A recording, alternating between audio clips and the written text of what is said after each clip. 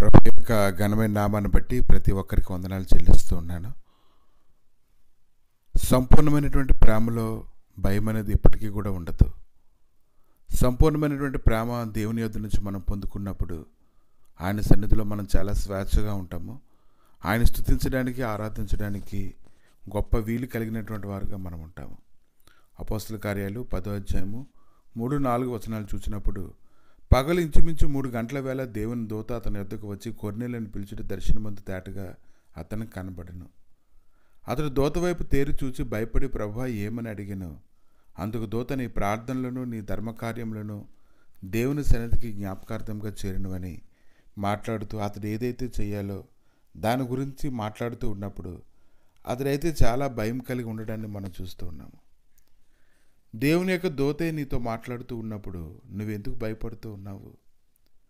కానీ మనుషుల హృదయంలో అనేక రకాలైనటువంటి ఆలోచన తలంపులతో నింపబడి ఉండడం వల్ల ప్రతిదానికి మనుషుడు భయపడుతూనే ఉంటాడు. కనుక కొన్నేళ్ళ జీవితంలోని ప్రభు అయితే గొప్ప కార్యం చేశారు, కానీ దేవుని యొక్క దూతను చూసి ఆ యొక్క దర్శనంలో అతడు భయపడుతూ ఉన్నాడు. అతని భయం ఆవరించి ఉండడాన్ని మనం చూస్తూ ఉన్నాము. కానీ అతడు ఎంతో శ్రేష్టమైనటువంటి ఆశీర్వాదాన్ని పొందుకోవడానికి కూడా మనం చూస్తూ ఉన్నాం.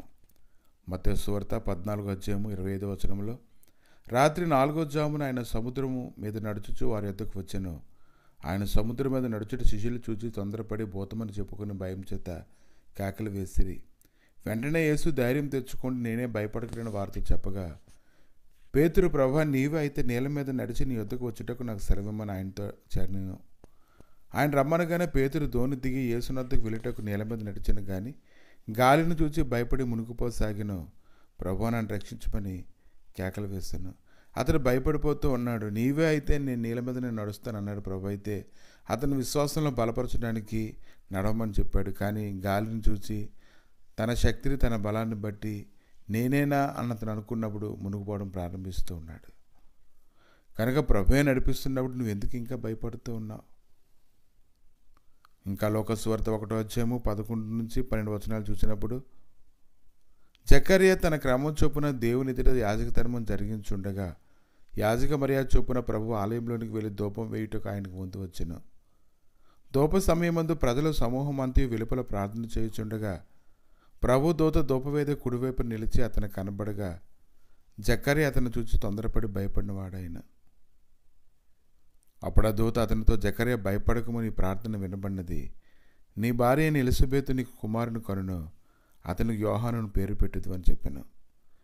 ఈ లేఖనాలన్నీ ధ్యానిస్తున్నప్పుడు, దేవుడే వారిని దర్శిస్తూ ఉన్నప్పుడు, అయినప్పటికీ కూడా వారు ఎంతగానో భయపడిపోతూ ఉన్నారు. భయంతో వారు నింపబడుతూ ఉన్నారు. ఎందుకు అలా జరుగుతుంది అనే దాని గురించి ఈరోజు మనం ఆలోచన చేస్తూ ఉండాలి. ఈరోజు ప్రభువే నీతో మాట్లాడుతున్నప్పుడు నువ్వు ఇంకెందుకు భయపడాలి? కనుక ఏదైనా నువ్వు గ్రహించుకోగలగాలి.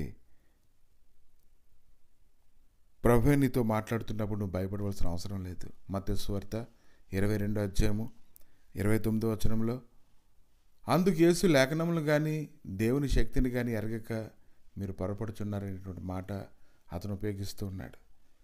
ఎప్పుడైతే లేఖనాల గురించి ఎవరైతే ఎరగరో, దేవుని శక్తిని గురించి ఎవరికైతే గ్రహింపు ఉండదో, అది క్షేమకరమైనది అయినప్పటికీ కూడా తొందరపడి భయపడడం అనేది వారి జీవితంలో ఉంటుంది. కనుక లేఖనాలను ఎరగాలి, దేవుని శక్తిని ఎరగాలి.